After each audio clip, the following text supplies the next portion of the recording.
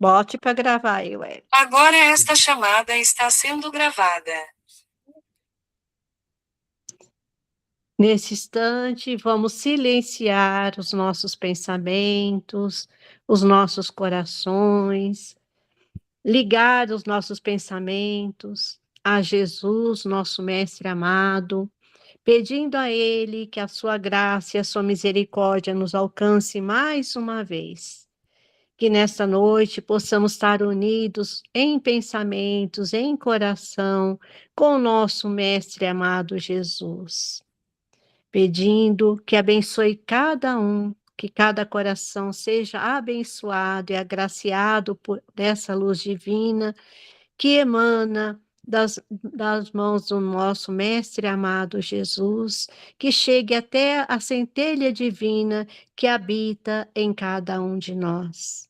Pedimos ao Mestre amado que ilumine os mentores espirituais de cada um, que ilumine o nosso irmão Alberto, colocando palavras de sabedoria, que ele seja esse instrumento usado na mão do nosso Mestre Superior para nos ensinar e que possamos estar abertos para esse ensinamento e esse aprendizado.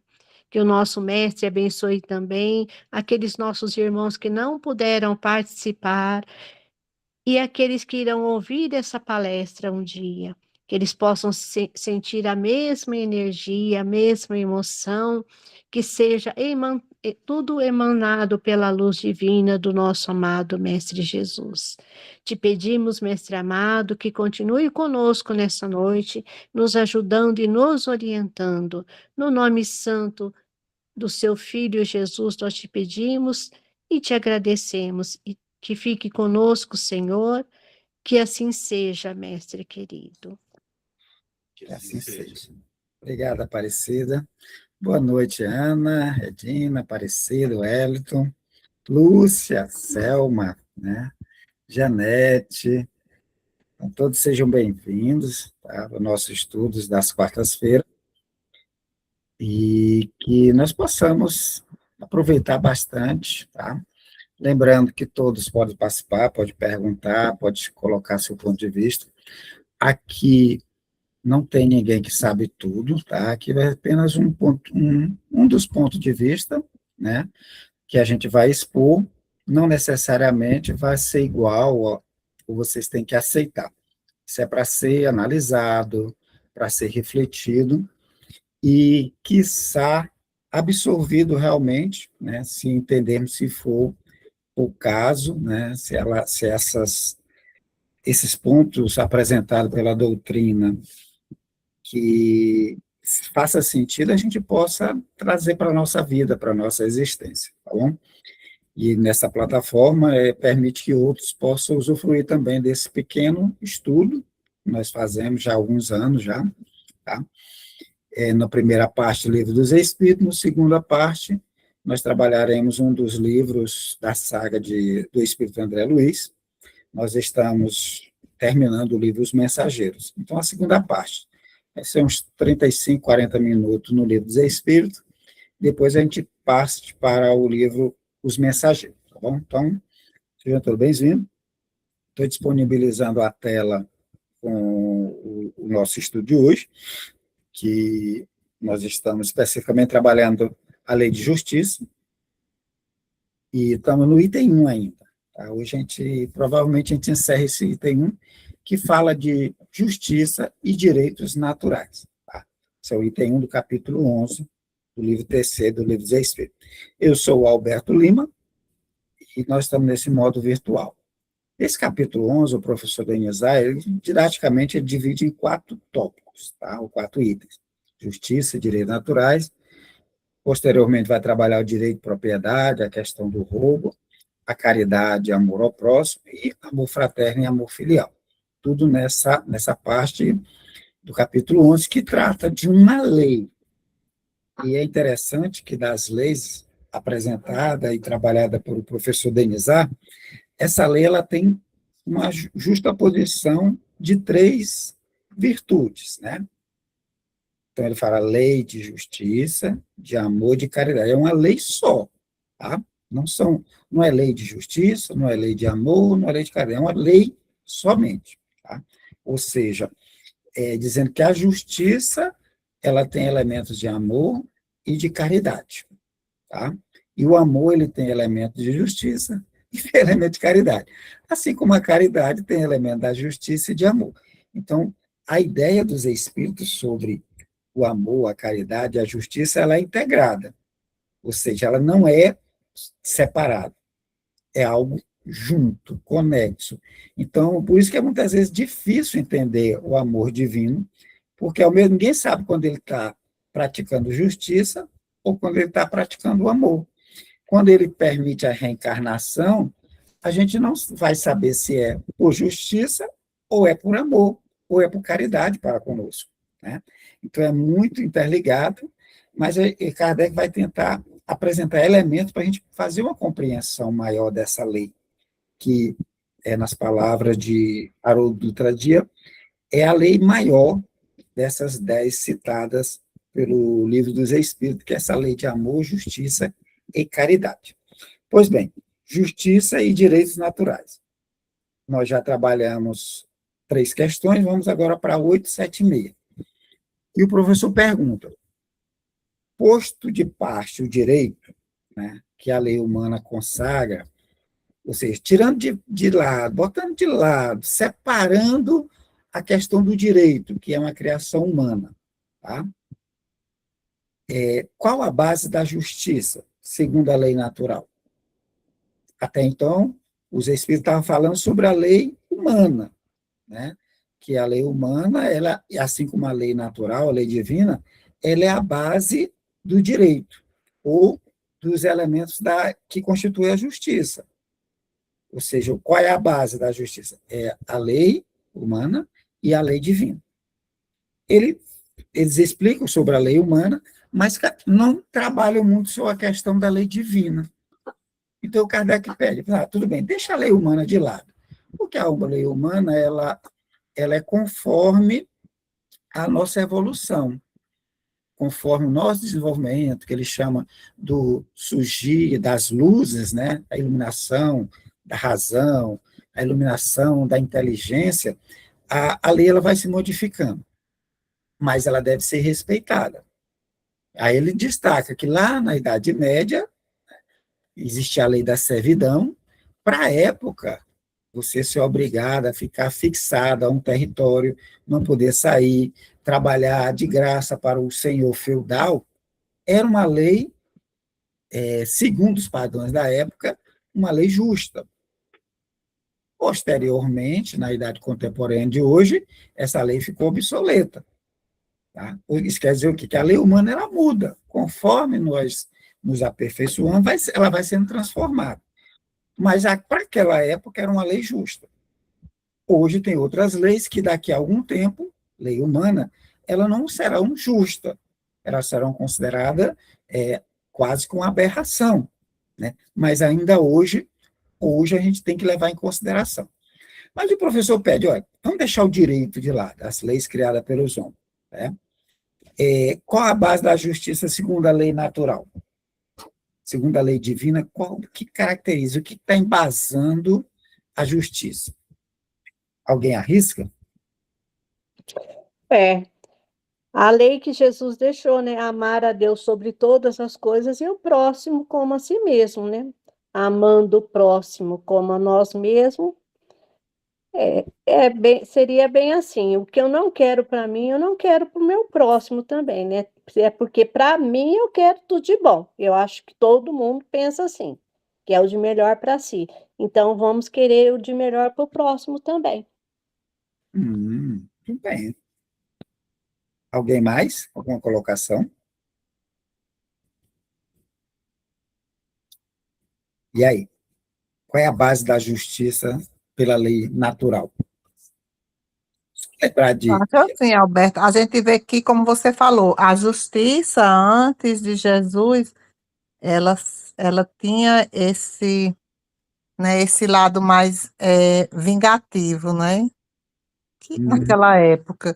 E assim, e aí a gente vê com Jesus, ele traz traz, como se diz, ele amplia mais esse conceito de justiça, e aí ele une o amor e a caridade, né? Então, assim, é claro que a gente ainda está nesse processo, né? Como se diz, buscando. Então, assim, a justiça, para que ela seja justiça, ela tem que também ter o amor e a caridade. Muito bom, bom posicionamento. Lembrar que antigamente, a época de Jesus, né, era a lei de talião, olho por olho, dente por dente, que já era uma evolução da lei humana, né? Se alguém te corta um braço, você terá o braço cortado, vai cortar o braço de quem cortou aquele braço. Já limitar, porque anteriormente era vingança privada. Se alguém atacasse alguém de um grupo, de um clã, aquele grupo atacado se reunia e matava todo mundo. A lei de Talião é um avanço, olho por olho, dente por dente. Né? Depois ela passou a ser, evoluindo o direito, vai ser para retributiva. Né? Olha, se alguém cortou um braço, vou cortar o outro, vamos aplicar uma pena para aquela coisa, vamos tirar de retributiva, depois ela já tende a ser mais conciliatória atualmente, né? E lembrar também que essa lei áurea, né, que a gente tem como encontra Jesus, ela já estava aqui. Né? Lá em Confúcio, nós vamos ver essa expressão, fazer o outro o que desejar para si. Está lá em Confúcio. Ou seja, não é uma criação original de Jesus. Ele pega essas leis que já estavam, demonstrando que a lei natural, a lei divina, ela já estava de posse de nós desde a nossa formação, né? Deus já nos coloca esse sentimento de justiça, já tinha sido descortinado, mas Jesus ele dá um tom maior a essa colocação. À medida em que ele, além de dizer, faça aos outros aquilo que gostaria que fizesse com você, né? Ele dá o exemplo. É o que Emmanuel nos fala. A diferença é que já existia essa colocação de olhar o outro como referência. Jesus ele vem, diz isso e dá o exemplo. Ele é o exemplo vivo da aplicação da lei de justiça, né? A lei da justiça divina, de fazer o outro ou desejar para si aquilo que desejar para o outro, né? Tá bom? Mas vamos ver a resposta do Espírito de Verdade? Ele vai dizer, ó, disse o Cristo, mesmo sentido que a Aparecida nos coloca, ó, queira cada um para os outros o que quereria para si mesmo. Essa é a expressão do Cristo, que ele já pega de Confúcio. Tá? Confúcio é o quê? Uns 300, 400 anos antes de Cristo. Confúcio já trabalhava, já trazia essa questão social para ser trabalhada. E o Cristo pega isso e trabalha, dá o exemplo, sua vivência, muito dentro dessa lei. Essa lei de amor, de fraternidade, de caridade. Né? Então, ele, olha, façai aos outros o que queria que fizesse para si. No coração do homem imprimiu Deus a regra da verdadeira justiça. Ou seja, Deus já tinha colocado esse sentimento de justiça, já se havia sido descortinado antes mesmo do Cristo. O Cristo só alavanca isso, tá? Com esse qualificativo dele colocar em prática isso. Tá? Então, no coração do homem imprimiu Deus a regra da verdadeira justiça, fazendo que cada um deseje ver respeitado os seus direitos. Olha, eu quero respeitado os meus direitos, beleza? Tá? Mas eu também tenho que querer que o outro tenha os deles respeitados. Então, a regra da justiça divina vai estar baseado nisso. Né? A lei natural, ela busca que cada um querer aquilo também para o outro. Né? O que isso também fica bem destacado no imperativo categórico, né? Agora eu não estou lembrado do nome dele. Depois o Hélio me lembra o nome. Né? É um filósofo já da modernidade, né? Que ele traz a seguinte ideia. Quer saber se algo é bom? Né? Você coloca que todos fazendo. Se todos fizerem, você analisa. Né? Por exemplo, pegar uma pequena parte do dinheiro público, né? Só um pouquinho, só um pequeno uma parte do dinheiro público, né? Vou pegar só um pouquinho. Isso é bom? Saber se isso é bom, aí ele coloca, ó, então vamos fazer o seguinte, e se todos pegassem um pouquinho desse dinheiro público? Isso seria bom para a sociedade, né? Então, você também teria uma noção. Ou seja, aplicar a todos. Por exemplo, chupar uma balinha e jogar o papelzinho da balinha no chão, deixar solto. E se todas as pessoas, 8 bilhões de pessoas do planeta fizessem isso? Chupava a balinha e jogasse no chão. Isso seria bom, né? Basicamente, está dentro dessa linha. Ou seja, respeitar o direito, você quer seu direito, você também tem que respeitar o direito dos outros também. E ele continua. Na incerteza de como deva proceder com o semelhante, em cada circunstância, trate o homem de saber como quereria com ele proceder sem circunstância idêntica. Olha, eu estou na dúvida, eu não sei se está correto ou não. E se fosse eu no lugar? Vamos mudar de posição. Eu vou ficar na posição do outro. Eu ia gostar que o outro não respeitasse esse direito, né? Ou que não fosse dado essa garantia para aquela pessoa. Então, e na dúvida, coloca-se no lugar do outro. Então, esse é o diferencial de Jesus. Ele pede para a gente se colocar na posição do outro. Não? Trate o homem de saber como quereria que com ele procedessem com circunstâncias idênticas. Aí ele retoma, guia mais seguro do que a própria consciência não lhe poderia Deus haver dado. Então, quando a gente faz algo que vai de contra esse sentimento, né? Eu quero só para mim, eu quero um bem só para mim, eu cheguei primeiro, eu vou lá e pego, me aposso daquela situação, tá? Não divido com ninguém. Então, eu erro em não me fazer esse questionamento. E o outro? Não poderia se repartir? Mas eu pego e faço. Ao fazer isso, tá?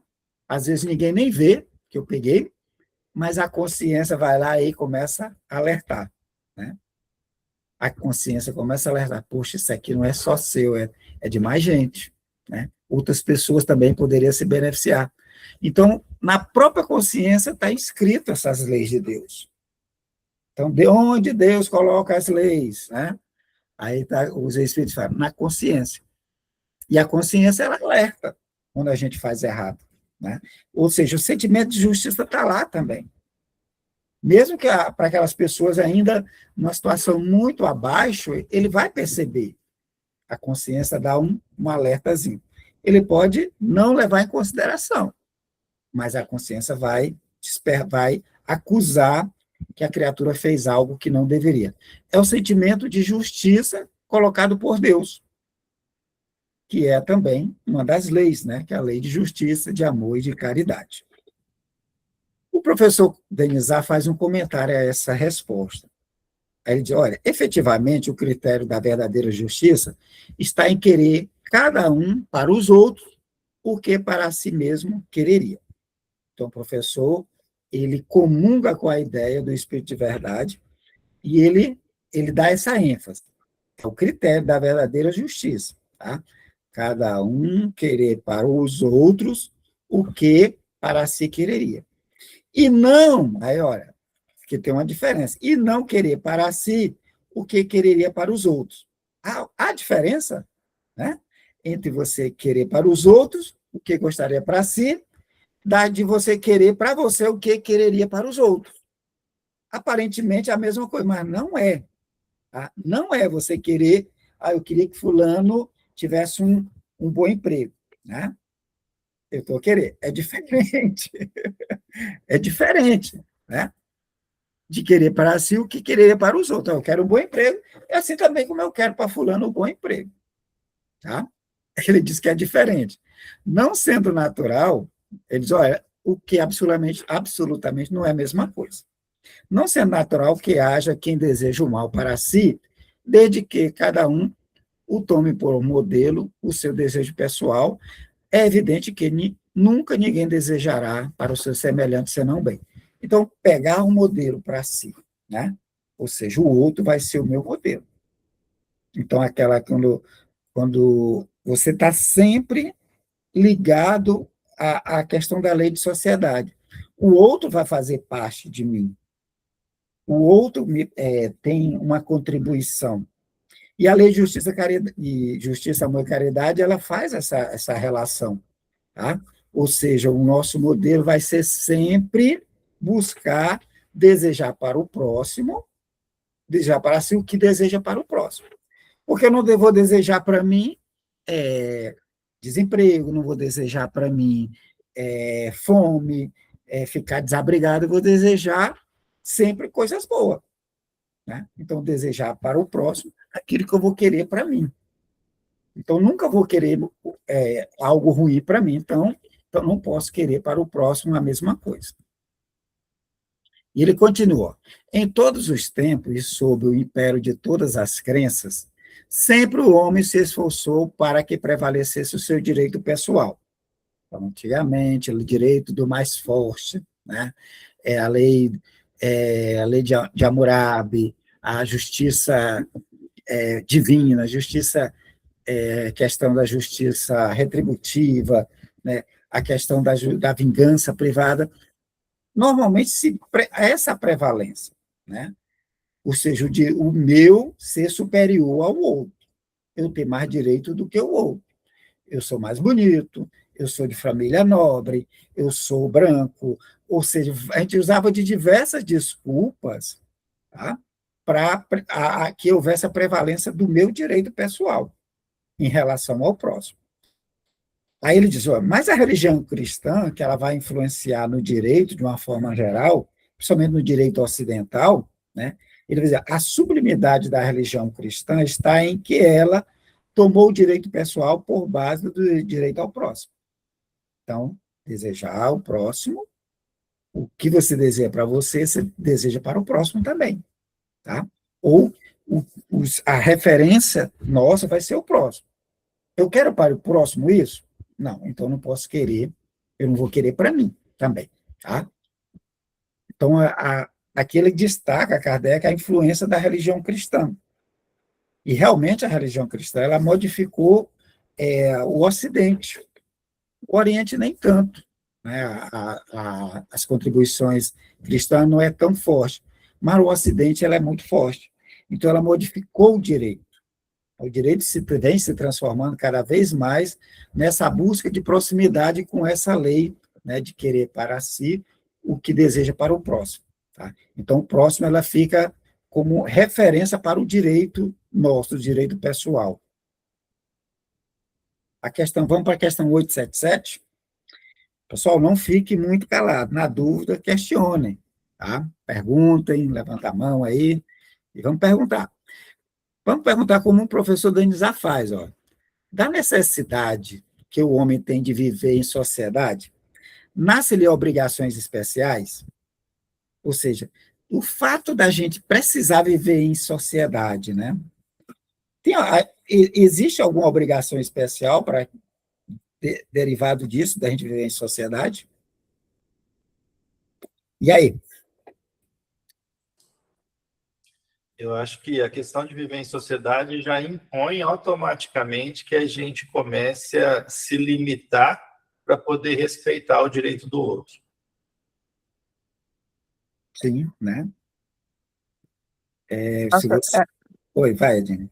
Sim, não, eu concordo com ele, porque a sociedade, ela cria essas circunstâncias que você, para poder manter o equilíbrio, manter o respeito, então tem que ter regras, e aí vem a questão dos deveres, que é importante, né, que tem que ter. Se você tá dentro da sua família, então ali tem que ter deveres, obrigações. Então, se você assumir um trabalho, seja um trabalho profissional, seja um trabalho voluntário, então, a partir daquele momento que você abraça, então você também tem deveres, né? Para com o Estado, para com o governo local. Então, assim, é uma sociedade, então a gente tem que ter, eu acho que é para o bom funcionamento mesmo, e a gente também exercer, começar a exercer, como se diz, o amor, exercer que o outro, do jeito que eu tenho o direito, como você diz, aquele também tem o direito, né? E assim vai. Obrigação de pagar imposto, né? Obrigação Justamente. de cumprir as normas de As trânsito, normas de trânsito, isso mesmo. respeitar os vizinhos, né? Não jogar lixo fora. Então, a Uhum. gente tem, aparentemente, muitas obrigações para viver em sociedade. Mas tem muita benesse em viver em sociedade, né? Por exemplo, agora, nesse exato momento, né, se olharmos para nós, a gente só vai ter, por exemplo, a roupa que a gente está usando, né? Alguém fez para nós, né? Por quê? Porque quem está em sociedade, alguém se especializa com suas habilidades e faz algo que eu não tenho habilidade. Então, eu não vou perder tempo em fazer a minha roupa, né? Que lá na pré-história, no início, cada um tinha que fazer a própria roupa. Agora não, alguém faz a roupa. Os óculos que eu estou usando aqui, alguém fez, né? O alimento que eu comi hoje, né? Eu não plantei, alguém plantou, alguém colheu, alguém produziu, alguém Lei invasou. de cooperação, né, Alberto? Tudo se relaciona. A gente tem obrigações, tem, mas se a gente olhar, a gente tem muito benefício, né? Está usando um sistema agora de iluminação, estamos usando a internet, computadores, outras pessoas fizeram isso, que permite que a gente use as nossas habilidades que a gente traz em outros pontos, e com isso também, né, também auxiliar ou fornecer esses dons à sociedade, né? Então, deve ter obrigações. Então, não adianta reclamar dos impostos, não adianta que as cargas tributárias é alta, né? Que o combustível está alto, né? Que o carro é caro. Gente, são obrigações que a gente vai ter que nos adaptar para poder viver e ser beneficiado pelo que a sociedade nos fornece, né? Mas vamos ver o que é que o Espírito de Verdade fala. Certo, né? Ou seja, nasce obrigações especiais, sim. E ele diz, e a primeira de todas é de respeitar o direito de seus semelhantes. Tá? A primeira das obrigações é respeitar o direito de semelhante. Direito à vida, gente. Direito à alimentação, direito à moradia, direito à segurança. Todos têm direito. Não só eu, mas todos. Tá? Aquele que respeita esses direitos procederá sempre com justiça. Ou seja, respeitar o direito. Porque qual é a regra, a medida, né, de justiça? Respeito ao direito do próximo. Né? Os Espíritos falam, a regra de justiça, respeitar o direito do seu semelhante. Tá? Então, aquele que respeita esse direito procederá sempre com justiça.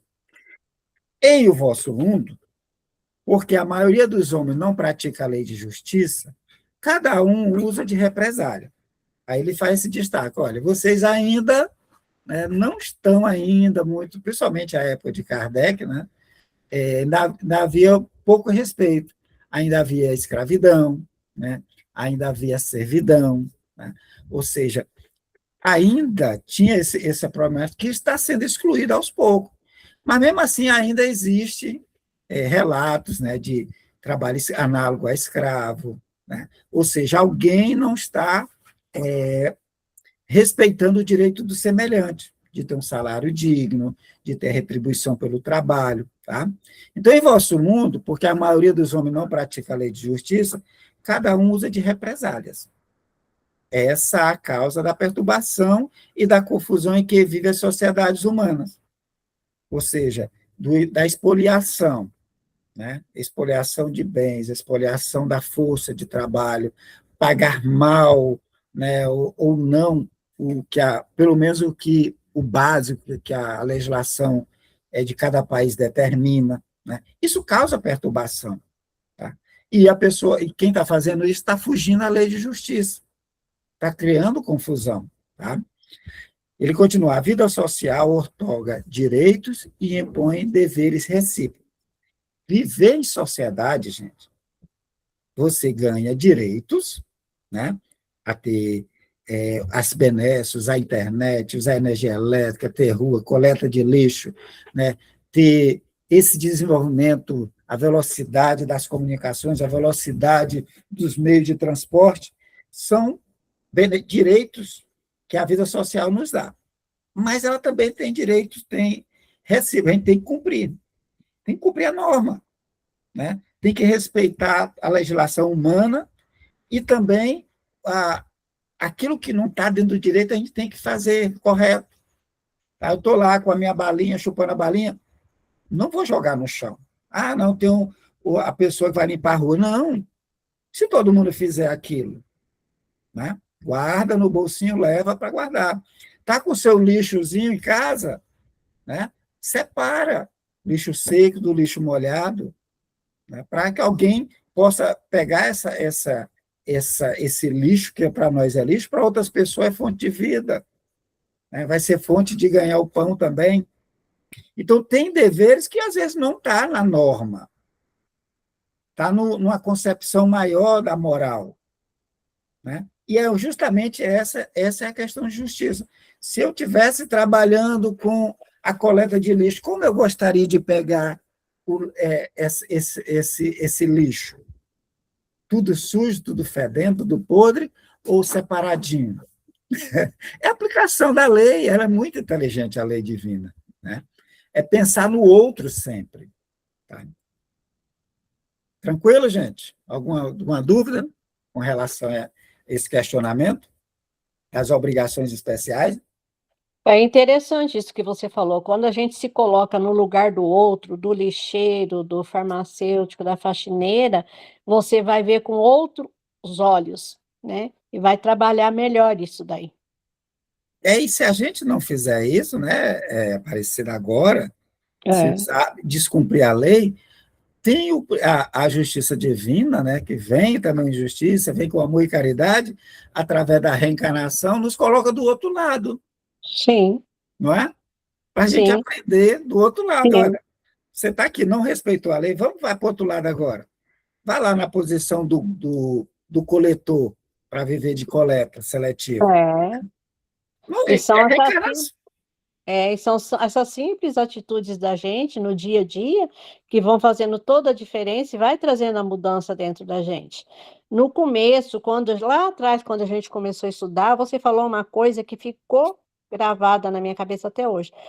Toda vez que eu vou ao supermercado, eu levo o carrinho lá no lugar e guardo. Posso estar na distância que for. Você falou um negócio que impregnou na minha cabeça e não saiu mais. E essas falas da gente nos nosso estudo, isso fica gravado, porque a gente está falando assim de igual para igual, a gente desce numa posição que alcança a gente, que pega o alcance da gente. E esse aprendizado é muito legal, é muito importante para o nosso dia a dia. É pequenas coisas, gente. Não é a lei, ela se aplica a tudo no nosso gesto, que não está na lei. Você pegar o carrinho e botar lá no lugar dele. Né? Não está, você não vai ver a lei humana falar nisso.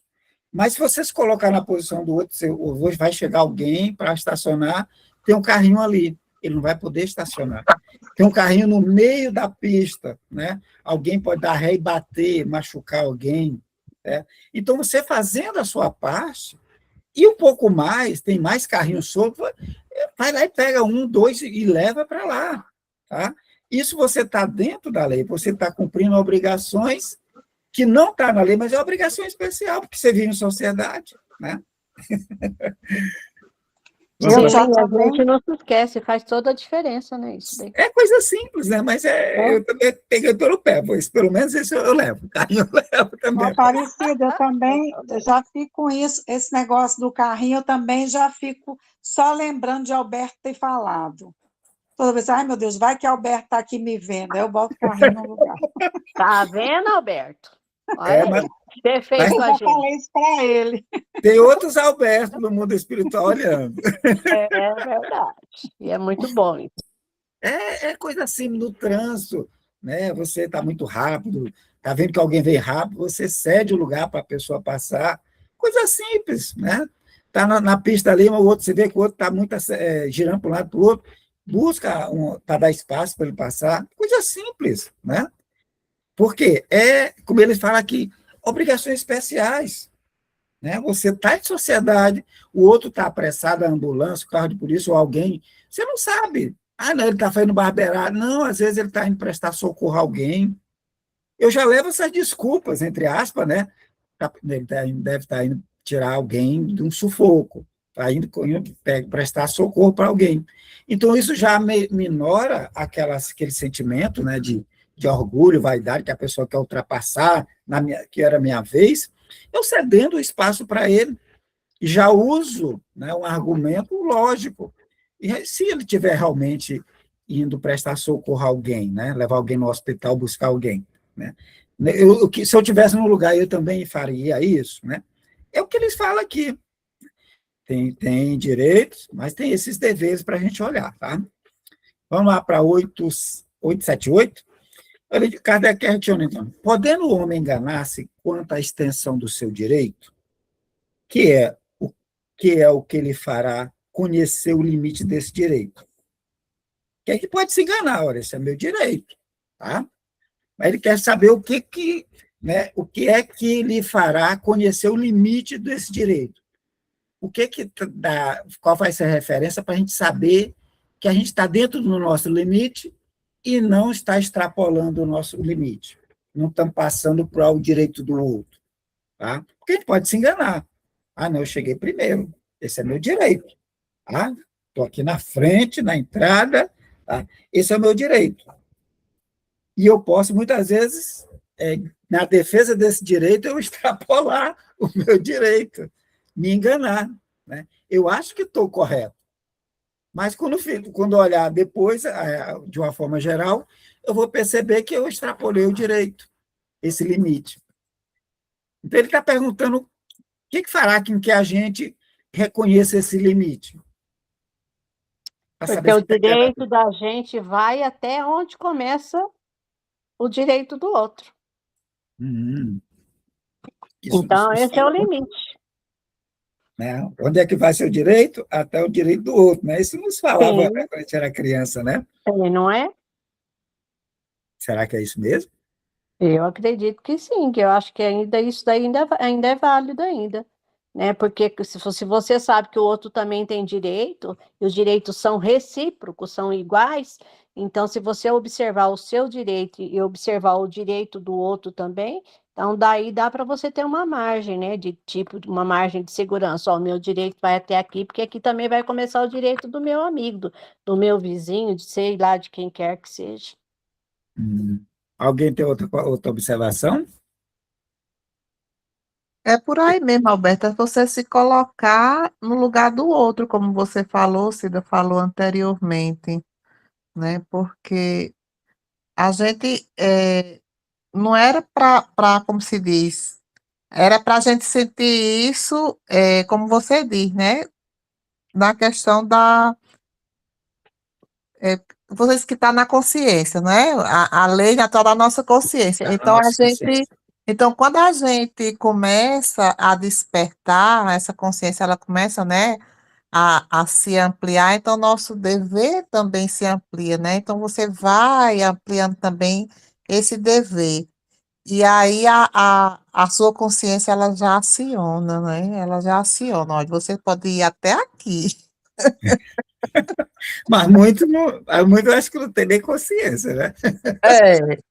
Mas aí a gente ainda é muito egoísta, é muita coisa, aí a gente precisa também dos limites, né? Porque para poder barrar o orgulho e o egoísmo. Tem os escolhos, né? Aí vem a lei humana, muitas vezes, Vem a lei regrar, humana, né? justamente, porque senão vai virar anarquia, né? Como se diz, Aí entra a lei humana para dar aquela, já que não quer obedecer, né, pela lei divina, a lei humana vem lá e bota aquelas travas, né? Bota aquelas travas, isso mesmo.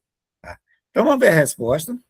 Só, o limite do direito que, com relação a si mesmo, reconhecer ao seu semelhante em idêntica circunstância e reciprocamente. Vamos lá, um exemplo. Eu estou na fila, tá, para ser atendido lá numa empresa de telefonia. Vou resolver um problema. Estou lá, estou com a ficha, é minha vez, né? Eu sou o próximo. Então, meu de já sei que é o próximo. Aí chega um idoso ou uma grávida, né? E ela entra como prioridade, entra na frente. Né? E aí, eu vou ficar reclamando que é a minha vez? Ou cedo a vez porque ela tem outro tipo de prioridade? Qual é o limite aí? Tem que ceder, né? Tem outro tipo de prioridade. Eu, como Mamãe com grávida, eu falo que criança. tem que ceder. Que a gente Vai, tá tá vendo? morrendo, Vai. com dor, cansada, as pernas inchadas. Mas como é que eu vou sentir isso? Né?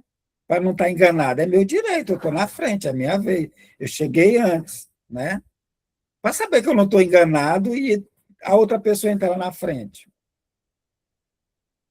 Né? Agora é engraçado que Porque quando a eu não. própria lei já fala isso daí também. Mas tirando isso aí, vamos usar aqui o argumento dele, do limite do direito. Vou colocar-se na posição, e se fosse eu o grávido? Né? Então, Se fosse eu idoso ali, com problema de saúde, né, não pudesse ficar muito tempo esperando uma criança. Né? Então, No nesse momento, início vocês. da minha gestação, assim, que eu não tinha barriga, eu ficava constrangida de pegar a prioridade, assim. Porque eu ficava pensando, falei, não, mas eu não tô passando mal, eu não tô com dor, não tô assim, não tô assado. Então, eu ficava meio com vergonha, assim, quando a barriga começou a aparecer, e que eu comecei a sentir mais cansaço, porque eu comecei a pegar a fila de prioridade mesmo. Né? Então, o que ele orienta aqui, o Espírito de Verdade? Reconhecer-se ao seu semelhante em idêntica circunstância e reciprocamente. Você está na fila, sua vez, aí chega a grávida. Para você saber se você vai extrapolar ou não, e se fosse eu grávido ali, naquela situação, né? Aí sim, quando você se coloca na posição do outro, idêntica circunstância e reciprocamente, naquela mesma posição. Você muda de posição, vai para o lugar do outro. Tá? Aí você tem o limite, para você não se enganar. Né? A orientação é você colocar-se na posição do outro. Tá? Se eu tivesse grávido agora, a barriga, né, pés doendo, como está colocando aí. Então, esse é o limite, você se colocar na posição do outro. O limite do direito que é em relação a si mesmo, reconhecer ao semelhante em idêntica circunstância e reciprocamente. Coloca na posição do outro. Poxa, será que eu estou certo? Tá. Se eu estiver agora na posição do outro, como é que eu queria que agisse? Eu queria que desse a vaga ou não? Entendeu? Vamos lá?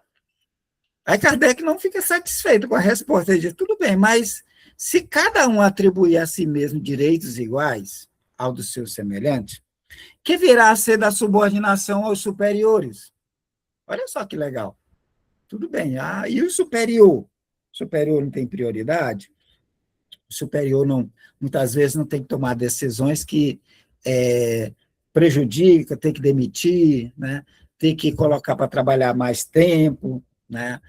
E essa de questão dos direitos iguais, eu desejo igual para o outro, e aí como é que fica a questão da subordinação aos superiores? Não será isso a anarquia de todos os poderes?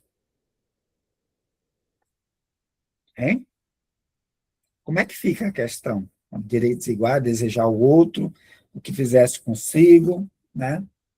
Ou se colocar na posição do superior. Se fosse o superior, tem que chamar a atenção do subordinado, né? Não vai, se ficar todo mundo com os mesmos direitos, não vai ter anarquia, não, aí vai perder alguém, não vai poder dar ordem, já que tem que respeitar o direito do outro. poder dar ordem, sim, né? Mas tem que saber até dar a ordem, é tudo com sabedoria e com jeito, né? Respeitando sempre, desde que se há respeito e há, primeiro lugar, respeito e amor, vai saber dar ordem sem ferir o outro, né? Porque existe, por exemplo, Alberto, por favor, faça aquilo ali, ó, dá uma olhadinha ali. Alberto, ó, vê aquilo lá. Não tem uma diferença? Tem entonação, né? Sim. E outra coisa, Cida, aquele que está no cargo superior, ele também tem deveres, né? Então, assim, justamente, dever de respeitar os seus subordinados, né? Então, assim, dever de delegar determinadas situações. Então, assim, não é porque eu estou lá em cima que eu vou pisar, vou massacrar, né? Eu acho que quando a Hum. pessoa está lá, mais lá em cima, que ela tem que tomar mais cuidado ainda, né? Porque, igual, né, eu sempre falei, e o Hélio também usou esse termo, quando você sobe um degrau da escada, cuidado para você não pisar na cabeça de quem está embaixo. A quem mais é dado, mas será cobrado. Sim, então isso daí é uma coisa que a gente tem que estar muito atenta. Se você tiver gente subordinada a você, ai, ai, eu prefiro estar subordinado do que mandar, misericórdia. Mas aqui só me veio, sabe o quê? Lá em nosso lar, né? A questão do quem governa o nosso lar, né? Como é a escolha dos ministros, como é a escolha dos governantes. Vocês lembram? Lembro, sim, que nem férias, né? Nada eles têm, né? Mas Lá. como é a Que eles escolha deles? trabalham, a escolha deles é pela evolução deles mesmo, né? Pelo nível de evolução deles lá, Ou o seja, grau de evolução, o grau de conhecimento, de né, conhecimento, é. de habilidade da criatura, torna ele superior aos outros. Sim. Então, os outros não se sentem nem menosprezados, porque sabe que quem está gerindo, quem é o ministro, sabe muito mais do que todos aqueles subordinados deles. E basta uma palestra deles, quando o negócio estava entrando em caos lá, para acalmar o coração de todo mundo, para você ver o nível, né? Né? Exato, o governador lá, o pessoal apavorado na Segunda Guerra, e Sim. ele, uma palavra, o pessoal acalma. Né? Acalmou, apaziguou todos os corações, modificou tudo. É uma sintonia muito elevada ali também, né, que eles têm, né? É muito bom. Né? E, Ou nossa, seja, é, hoje em dia, né, a gente não escolhe o superior pelas essas habilidades, né? Normalmente não, às vezes é um QI, às vezes é oportunidade ali, às vezes o subordinado sabe até mais, né? Mas ele está na posição de subordinado. Quando a gente subir um pouco mais de compreensão, as escolhas vão tender a ser sempre por quem tem mais habilidade. O governador será o mais elevado, o que sabe mais, o que tem mais instrução, o que tem mais amor, é que vai ser os governantes, né? Por enquanto, não, tá? Então, a questão dessa igualdade de direito, né? Vamos ver a resposta. Se atinge ou não a subordinar essa questão da subordinação aos superiores, né? Se há ou não anarquia. Ele vai dizer, ó, os direitos naturais são os mesmos para todos os homens, desde os da condição humilde até o de posição mais elevada. Então, quando Deus cria as suas leis, atinge a todos. Tá? Atinge a todos, independente se ele é um espírito mais elevado ou um espírito menos elevado. Se ele é superior em termos econômicos ou se ele é mais humilde. A todas as criaturas, desde dos micro aos macro. A lei é uma só. Deus não fez uns de um limo mais puro do que se serviu para fazer outros. E todos, aos olhos de Deus, são iguais. Essa igualdade é a igualdade de origem, de nascimento. Tá? Então, todos são iguais porque têm a mesma origem, é filho de Deus, todos têm a mesma capacidade. Mas, no processo, uns estão mais adiantados do que outros. Confere? Uns adquirem habilidades, conhecimentos, e o que o permite estar mais adiantado e instruindo os outros. Tá? E ele continua, esses direitos são eternos. O direito à vida, o direito à convivência, o direito à reprodução, o direito das experiências, tudo isso são eternos.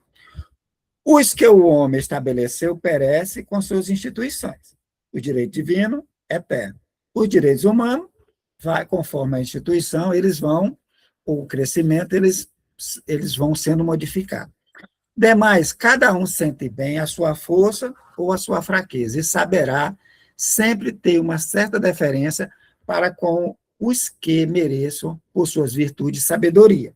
Aí ele dá a dica, virtude e sabedoria. Mesmo nas nossas leis falha, na nossa sociedade falha, né?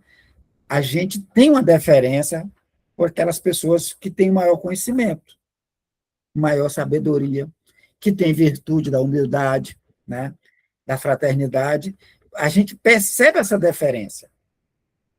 Mesmo em as criaturas que não precisam estar bem iluminadas, ela sabe que fulano de tal é fraterno, é uma pessoa que fácil lidar. Então, eles já chegam diferente. É importante acentuar isso, para que os que se julgam superiores conheçam seus deveres, a fim de merecer essas deferências. Você está na posição superior, né, você tem que ter qualidades, você tem que ter habilidades de falar, como a Cida destaca, né, saber falar, saber levar, saber conduzir aqueles que estão subordinados a uma melhor produtividade sem os machucar, né, sem desmerecer as suas qualidades de seres imortais e detentores de direito. Tá? A subordinação não se achará comprometida quando a autoridade for deferida à sabedoria. Aí me remete a nosso lar. Então, ninguém questiona a autoridade do governador. Ninguém questiona. Ele está há mais de 200 anos, mais de 100 anos, 120 anos, né? Como governador daquela cidade. Isso em 1939, e já estava há mais de 120 anos, salvo engano, como governador. E não era questionada a sua autoridade. Por quê? Sabedoria. Tá?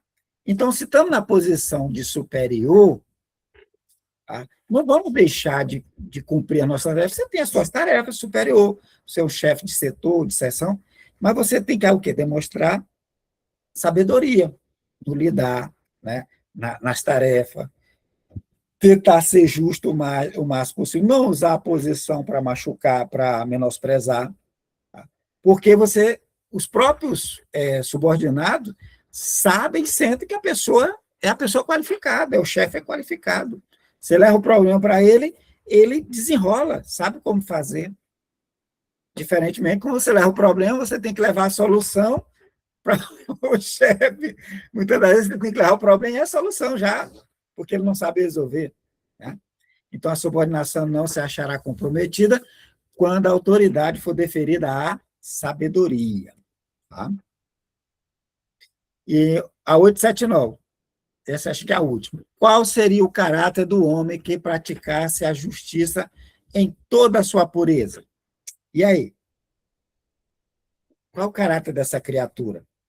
Seria o verdadeiro justo, né? Que, como Cristo, né? Quem consegue fazer isso, né? Só o Cristo mesmo, porque nós ainda estamos distante disso.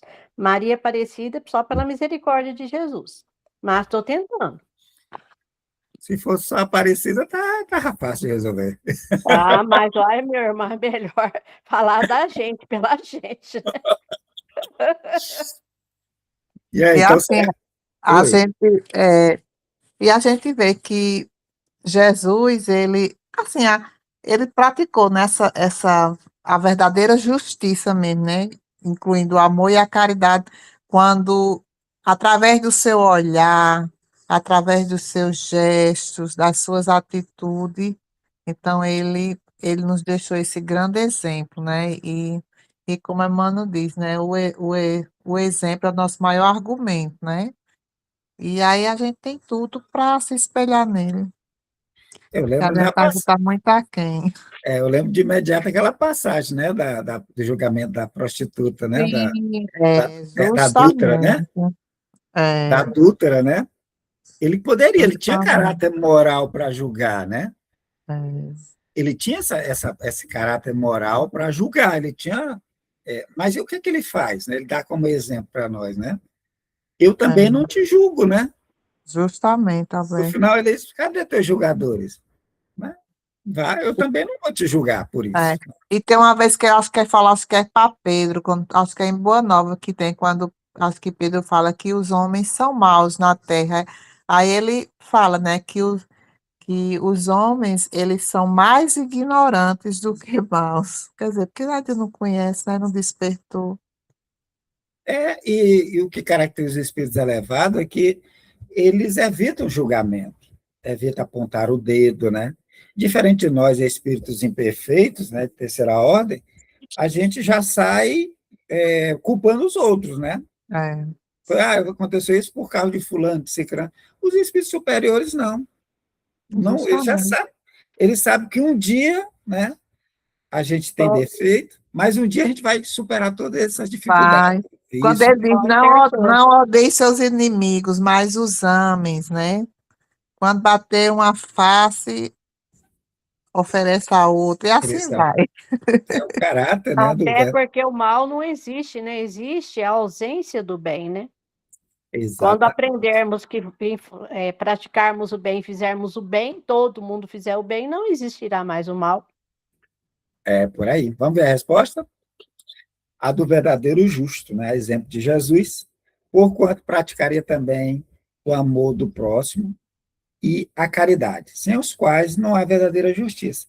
Então, ele volta de novo a trazer, né, a questão do próximo, né, e a questão desse amor ao próximo e da caridade, que é o amor em ação. Né? A caridade que ela vai ter indulgência, como característica indulgência, né, bondade e perdão às ofensas, né? Ou seja, não dá para praticar justiça sem você entender isso, que naquele momento a pessoa errou por ignorância, né? Naquele momento ele está errando, está no vício, mas é por ignorância, ilusão. Naquele momento que a pessoa não te perdoa é por rancor, porque ela é ignorante da prática da caridade, né? Desse amor que deve ser muito mais destacado quando é alguém muito próximo que erra conosco. O que é que a gente faz quando alguém próximo erra, né? Um marido, uma esposa, quando erra? A gente cobra muito mais dele do que cobraria de uma pessoa que você não tem muita proximidade. Né? Na realidade, é o contrário. Né? A gente deveria cobrar menos daquelas pessoas próximas da gente. Saber que ele errou, ele não vai errar sempre. Um dia ele vai se livrar dessas causas que o levam ao erro. O que ele precisa agora é compreensão da indulgência dessas faltas, né? Mas o que é que a gente faz? A gente cobra, a gente é muito duro com aquelas pessoas que estão próximas. Ah, não, esse aqui não poderia fazer isso. Esse aqui não poderia. Então, a gente é muito mais duro com aquelas pessoas próximas, familiares, né? Às vezes se intriga, não fala mais com o pai, com a mãe, com o filho, quando, na realidade, a gente deveria estender esse amor. Não está sendo justo, né? Quem que nunca errou, como Jesus fala? Aquele que nunca errou, atire a primeira pedra. Será que a gente nunca errou na vida? Para não perdoar ou não aceitar o outro do jeito que ele é? Tá? Então, não há verdadeira justiça sem, né, o amor ao próximo e a caridade. Por isso que a lei é de amor, né? Essa lei de justiça é de amor e de caridade. Amor para com Deus, esse amor ágape, né? Amor sublime, e caridade, que é indulgência, bondade para com todos e perdão das ofensas. Tranquilo, gente? Tranquilo. Superamos, então, a questão das leis, né? Agora, o próximo a gente vai trabalhar a questão de propriedade, é o nosso próximo encontro, viu? Perguntas, colocações?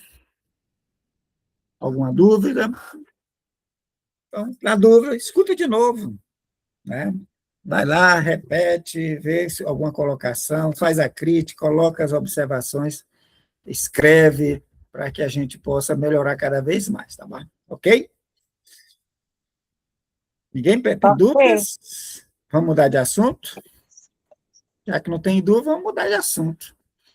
Fátima está por aí? Boa noite.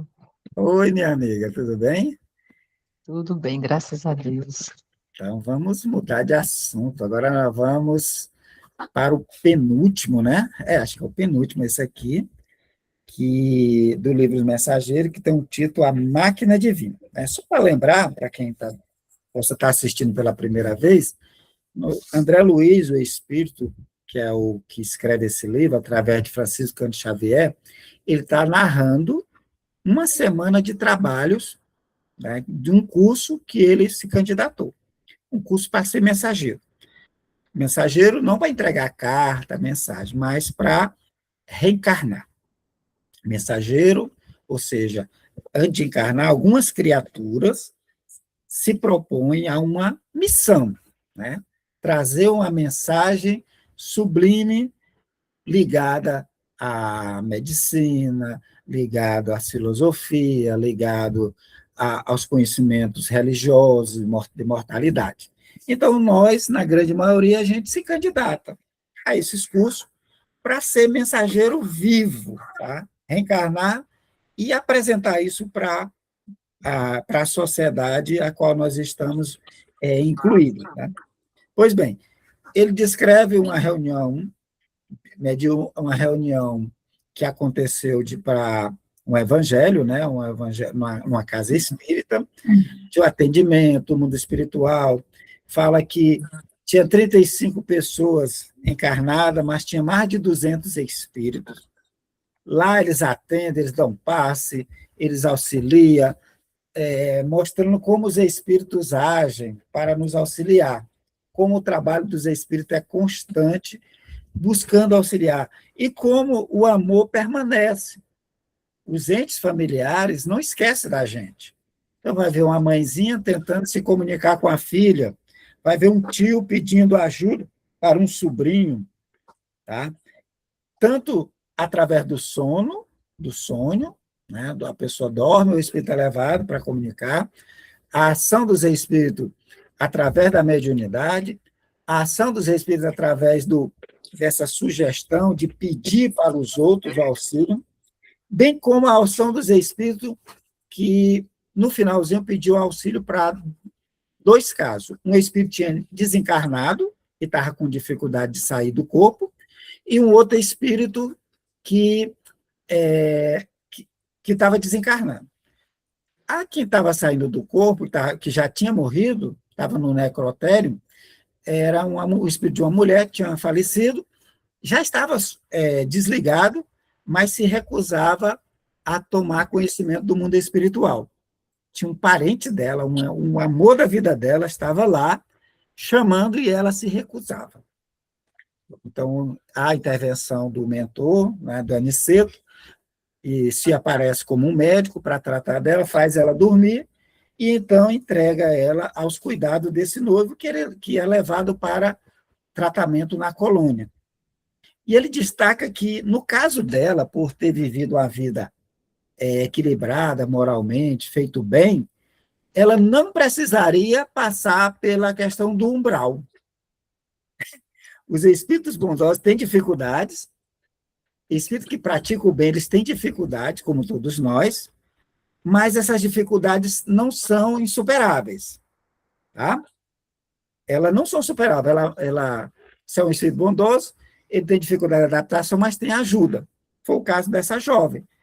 Ela foi levada dormindo para tratamento e não precisaria passar pelo umbral. Agora nós vamos, o André vai descrever um outro caso, de um outro espírito, para a gente analisar e depois fazer uma comparação. Tá, Fátima? É com você. Tá bom. Capítulo 49, Máquina Divina. Não se passaram muitos minutos e estávamos ao lado do agonizante, cuja situação preocupava o clínico espiritual. Era um cavalheiro de 60 anos, presumíveis, que a leucemia aniquilava morosamente. Há muitos dias se encontra em coma, explicou o facultativo, mas temos necessidade de mais forte auxílio magnético para facilitar o despreendimento. No aposento, além de 2 senhoras desencarnadas, a mãe do agonizante e uma parente próxima. Viam-se familiares encarnados, dando mostra de grande aflição.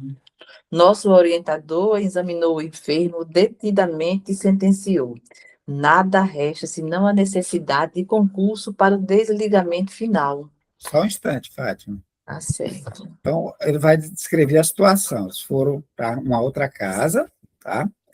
E lá tinha um senhor que estava com câncer no sangue, leucemia, né? E estava já em coma, em dias, mas não se desligava. Aí ele não conseguia sair do corpo, não conseguia desligar daquele corpo que já estava em coma, tá?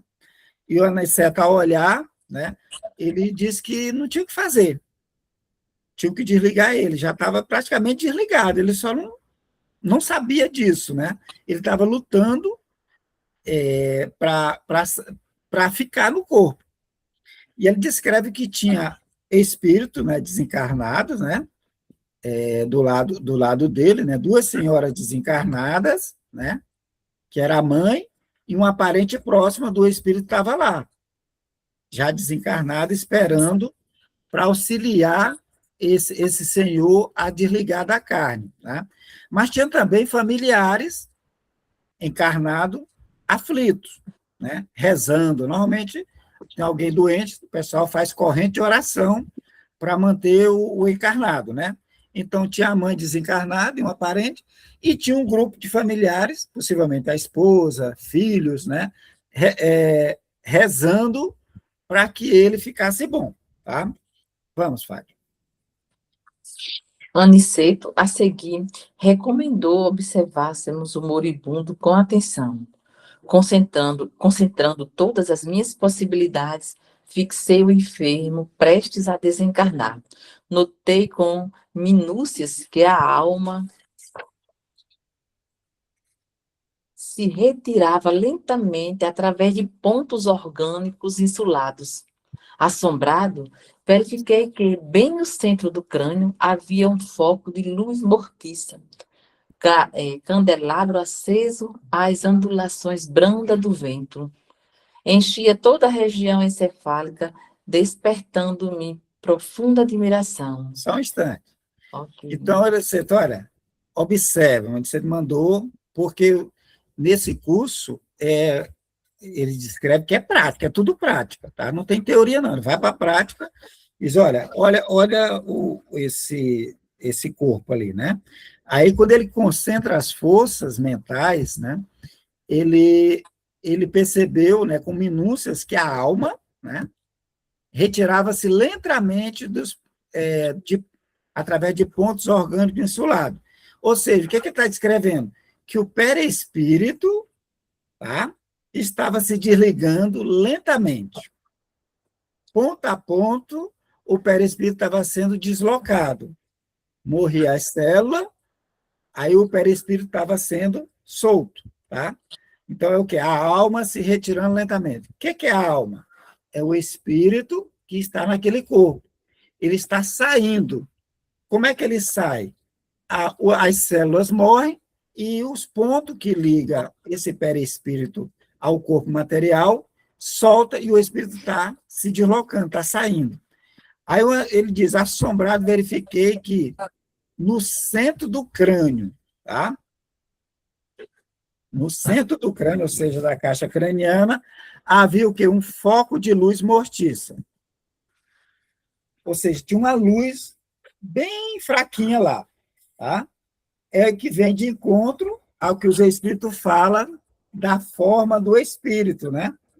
Ele diz que o espírito não tem uma forma definida. O espírito é luz, né?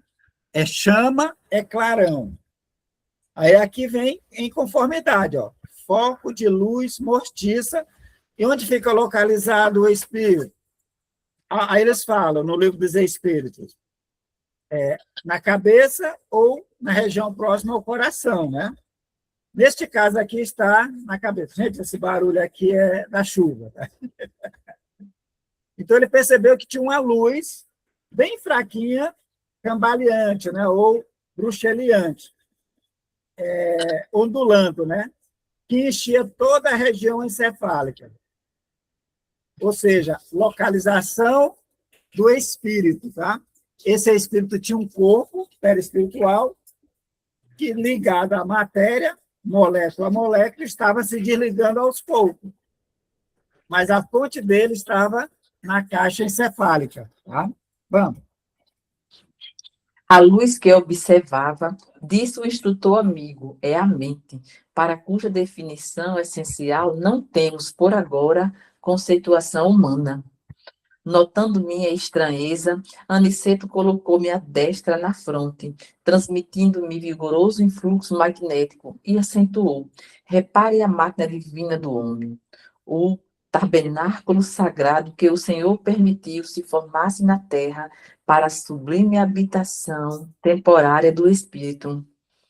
Agora, André, não está você diante de uma demonstração anatômica da ciência terrestre, examinando carne morta e músculos enrijecidos.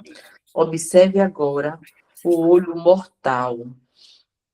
O olho mortal não poderá contemplar o que se encontra à sua vista neste instante.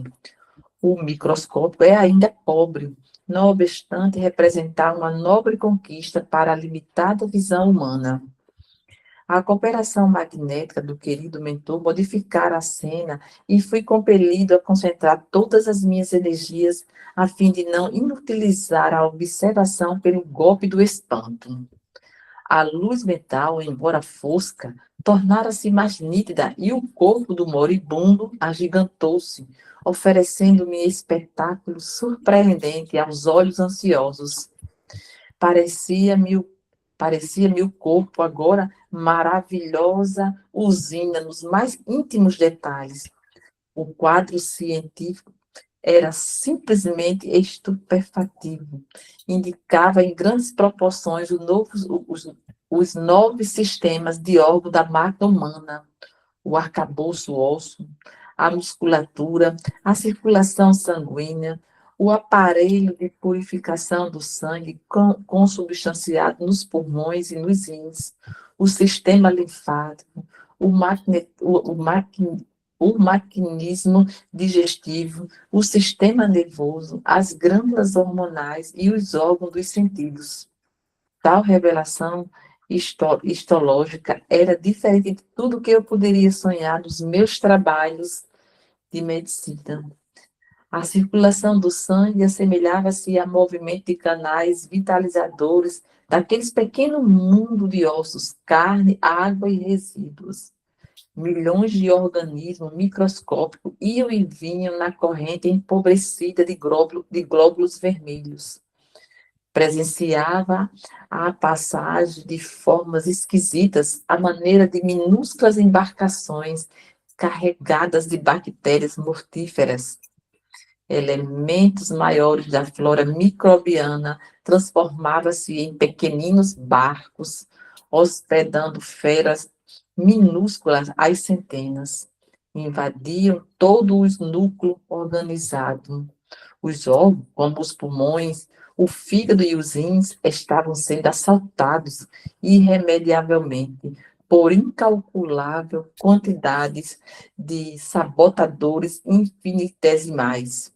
E, à medida que se consolidavam os micróbios invasores em determinadas regiões celulares, algumas coisas destacavam lentamente da zona atacada, como se um molde sempre novo fosse expulso da forma gasta e envelhecida. Reconhecendo eu desse modo que a desencarnação se operava por meio de processo parcial, facultando ilações preciosas. Reparei que algumas glândulas faziam desesperado esforço para enviar aos centros invadidos determinadas porções de hormônios que eram incontinentes absorvidos pelos elementos letais. O plasma sanguíneo figurava-se líquido estranho e gangrenoso. Pela excessiva movimentação da onda mental, observei que o moribundo tentava readquirir a direção dos fenômenos orgânicos, mas em vão. Todos os complexos celulares atritavam entre si e as bactérias pareciam gozar o direito de multiplicação crescente e festiva. Só um instante, pai. Ok. O André Luiz, em 1942, né? Ele vai descrever algo maravilhoso. Ele diz que nem como médico ele não teria chance, o microscópio não dava noção do que ele estava vendo ali. Tá? Aniceto auxiliou, né? Ampliou a visão dele para que ele observasse a máquina divina. Né? A máquina divina é o corpo. É uma máquina criada ao longo dos milhares de anos, foi aperfeiçoada para que o espírito a habitasse sempre. Então, o nosso corpo é uma máquina, tá? com vários órgãos, e cada um com suas funções, para permitir que o Espírito habite. Tá? Ele chama de tabernáculo, fazendo a remissão lá ao Antigo Testamento. Né? Tabernáculo era a casa onde Deus habitava, né, para os judeus. Então, um tabernáculo sagrado que o Senhor permitiu se formasse na terra para a sublime habitação temporária do Espírito. Então, essa máquina, o corpo, um templo. Tá? É um templo de habitação temporária para o Espírito. Hoje, o corpo que você está usando é um templo, tá? Em que seu Espírito está habitando temporariamente. Então, o André começou a olhar e ele disse que as coisas aumentaram.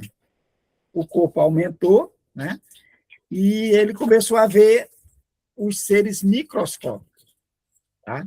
Ele começou a ver os seres microscópicos como se tivesse palpável, tivesse um tamanho gigantesco para ele. Né? Ele fala que o olho mortal não pode contemplar isso. Né? Até o microscópio tem dificuldade de descrever, tá? Porque é pobre a visão que André estava tendo. Então, com essa modificação, essa cooperação magnética, ele consegue ampliar tudo. Tá? E ele viu que a luz mental, né, aumentou de tonalidade com esse influxo dele, com essa percepção dele. E o corpo ficou grande, né? E apresentou um espetáculo. Ele disse que nunca tinha visto algo daquele, nem na faculdade ele conseguia ver, né, algo com aquelas características e especialidade, né? Ele fala que o corpo era uma maravilhosa usina. Tá? Uma usina o quê? Os moldes tudo trabalhando ao mesmo tempo, né? Para que a usina funcione, tem vários setores funcionando. Aí ele vai, o quadro científico era estupefativo, ou seja, algo inacreditável. Tá? Identificava 9 sistemas. Aí ele faz uma classificação aqui, que não é a classificação que é usual, né, da medicina. Aqui ele vai mais usar uma classificação de sistema de funcional, da função dos órgãos, né? Arcabouço ósseo, função de sustentação, musculatura, a circulação sanguínea, o aparelho de purificação do sangue, né? É onde entra os rins, né? Todas aquelas coisas, os pulmões, né? O pulmão, o rim, que tanto vai tirar as substâncias ruins, como vai oxigenar, né? Sistema linfático de proteção, maquinismo digestivo, sistema nervoso, as glândulas hormonais. Então, ele faz uma classificação funcional, dando 9 funções aqui no aparelho do corpo humano. Tá? Então, ele vai descrever que a circulação do sangue, né? Os canais, né, que seriam as artérias, arteríolas, essas coisas, eram canais, né, vitalizadores daquele mundo de carne, ossos e resíduos. Ou seja, como se desloca o sangue, como o alimento é levado para os músculos. Né? Ele olhando que naqueles canais, no sangue, né, milhões de micro-organismos iam na corrente empobrecida de glóbulo vermelho. Empobrecida por quê? Porque era leucemia, ataca o sangue, né? Então, tinha poucos glóbulos vermelhos e tinha muitos micróbios, micro-organismos já trabalhando naquele corpo. Então, ele olhou que, né, minúsculas embarcações carregadas de bactéria. Ou seja, dentro do sangue, as bactérias estavam sendo transportadas ali. Aquela flora microbiana, né? Era como se fossem barcos cheios de feras sendo levadas para distribuir pelos canais para chegar até as células, né? Então, ele dizia que esses micro-organismos que já estão dentro de nós, tá, gente?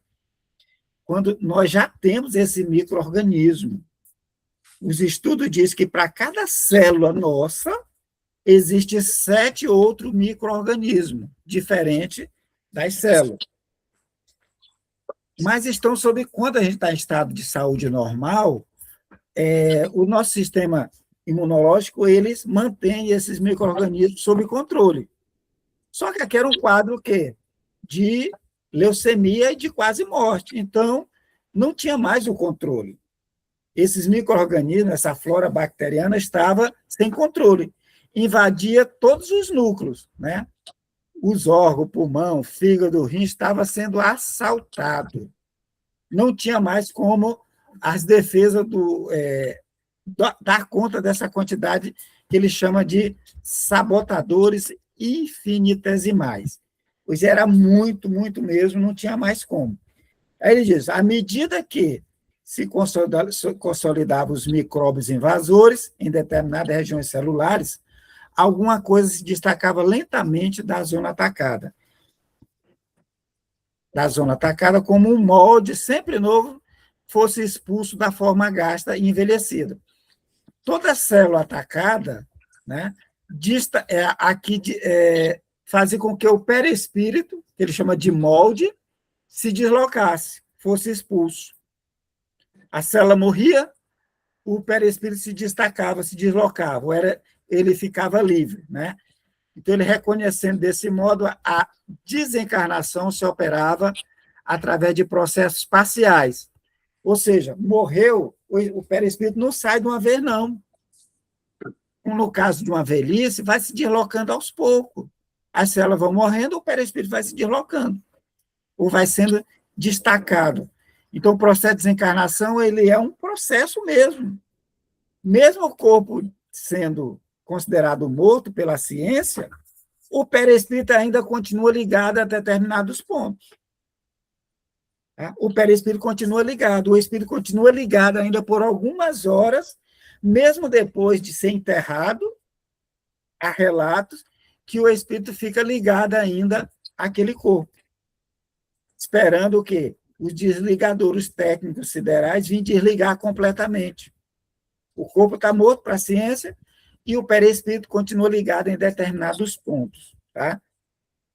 Então, ele reparou que algumas glândulas faziam um esforço desesperado, né, para enviar aos centros de determinadas porções de hormônio. Alguns órgãos funcionavam. Né, o sistema endócrino estava mandando ainda ordem, mandando chegar suporte, mas era absorvido, ou seja, não chegava aos pontos determinados, porque era atacado no caminho. Então, o plasma sanguíneo figurava como líquido estranho e gangrenoso. Ou seja, os canais que levavam o plasma já não tinham alimento para as células, não tinham nutrientes nem defesa. Então, ele diz ainda, olha, as ondas mental, naquela luzinha lá que ele detectou na cabeça, ele ainda tentava mandar a ordem. Tá? A onda mental tentava controlar o corpo. Então, ele tentava readquirir a direção dos fenômenos orgânicos. Mas era em vão. Todos os complexos celulares atritavam entre si. Olha que interessante isso. Os complexos celulares atritavam entre si e as bactérias pareciam gozar o direito de multiplicação crescente e festiva. Ou seja, as células não tinham alimento, não tinham a ordem chegando de defesa, e as bactérias aproveitavam isso e se proliferavam o tempo todo, crescente e festiva. Vamos, Fátima. Vamos. Está vendo a máquina divina, formada pelo molde espiritual pré-existente? Perguntou Aniceto, compreendendo minha profunda admiração. O corpo do homem encarnado é um tabernáculo e uma bênção. Nesta hecatombe angustiosa de uma existência, pode você reparar que todos os movimentos do corpo estão subordinados à administração da mente. O organismo vivo, André, representa uma conquista laboriosa da humanidade terrestre no quadro de concessões do Eterno Pai. Pode você agora identificar os movimentos da matéria viva? Cada órgão é um departamento autônomo na esfera celular, subordinado ao pensamento do homem. Cada glândula é um centro de serviços ativo. Há muitas afinidades entre o corpo físico e a máquina moderna. São ambos impulsionados pela carga de combustível, com a diferença de que no homem a combustão química obedece ao senso espiritual que dirige a vida organizada. É na mente que temos o governo dessa usina maravilhosa. Não possuímos aí tão somente o caráter, a razão, a memória, a direção, o equilíbrio, o entendimento, mas também o controle de todos os fenômenos da expressão corpórea. Na sede mental e, consequentemente, no cérebro, temos todos os registros de distribuição dos princípios vitais aos núcleos celulares, inclusive a água e o açúcar. Os centros metabólicos são grandes oficinas de trabalho incessante. A mente humana, ainda que indefinível pela conceituação científica limitada na Terra, é o centro de toda manifestação vital no planeta. Cada órgão, cada glândula, meu amigo, integra o corpo de serviços das máquinas sublimes, construída no modo sutil do corpo espiritual pré-existente. E por isso mesmo, chegará o tempo em que a ciência reconhecerá qualquer abuso do homem como ofensa causada a si mesmo. A usina humana é repositório de forças elétricas de alto teor construtivo ou destrutivo. Cada célula é minúsculo motor trabalhando ao impulso mental. Aniceto Só um falou. instante, só um instante, Fábio. Ok. Só comentar isso aqui, aí a gente deixa para a próxima, né? Então, ele vai falar sobre a máquina. Está olhando essa máquina? Está vendo? Né? Ela é formada pelo molde espiritual. O que é o molde espiritual? É o perispírito, gente. Tá? O corpo é formado com base no perispírito. Se o perispírito está perfeito, na hora de confeccionar o corpo vem perfeito. Se o perispírito está deficiente em determinados órgãos, por mau uso, né, por má atitudes, na hora de confeccionar o corpo sai com dificuldade naquele órgão afetado ou naqueles membros afetados. Aí pode sair com um defeito, pode sair com um problema no cérebro, problema nas mãos, braço, perna, tá? Nos órgãos. Por quê? Porque ele é o molde espiritual é o perispírito. Tá? Aí ele fala, ó, o corpo humano do homem encarnado é um tabernáculo, né? Ele já tinha falado, ou seja, é o templo do Espírito, e é uma bênção de Deus. Tá? Para o Espírito vir, ele precisa de um corpo, e esse corpo é moldado conforme o perispírito que ele tem. Tá? Aí ele fala, nessa hecatombe angustiosa, né, de uma existência, você pode reparar que todos os movimentos do corpo estão submetidos à administração da mente. Você, mesmo ali, naquela situação que era angustiosa, que o corpo estava se decompondo, tá? Todos os órgãos estão subordinados à administração da mente. Tá? A mente, a administração da mente. Ou seja, a mente ela é que controla todo o corpo. Aí tem um ditado em grego, né? Mente sã, corpore sã, né? É basicamente isso. Se sua mente está bem, equilibrada, o seu corpo tende a também ficar em equilíbrio, tá? Aí, ó, o organismo vivo, André, representa uma conquista laboriosa da humanidade terrestre no quadro das concessões do Pai Eterno. Pode você agora identificar os movimentos da matéria viva. Cada órgão é um departamento. Então, grupo muscular da perna, do braço, né, pulmão, coração, derme, epiderme, o sistema urinário, o sistema digestivo, são órgãos, são departamentos autônomos, tá? Na esfera celular, subordinado ao pensamento do homem. Então, tudo trabalha pelo pensamento. Se o pensamento da gente é de angústia, é de depressão, né, de tristeza, o corpo da gente se ressente. Vai ter reflexo nos órgãos. Normalmente, o estômago é o primeiro a sentir. Quando a gente tem uma raiva, vem aquela gastura, às vezes um mal-estar, né, nas entranhas. Né? Cada glândula é um centro ativo de serviço. Cada glândula é uma glândula que produz hormônio, né? Ela depende do bom funcionamento do cérebro, da mente, que usa o cérebro para dar as ordens, né? Há uma infinidade entre o corpo físico e há muita afinidade, né? Entre o corpo físico e a máquina. Tá? E a máquina moderna. Ele faz uma comparação, né? Entre o corpo físico e a máquina moderna, a máquina moderna, que são construídas de partes. Um celular tem várias partes, bateria, tem o chip, tem os conectores na tela, ou seja, cada um tem uma função. Agora, no homem, essas partes, né, elas são impulsionadas pela carga do combustível. No aparelho celular, uma bateria.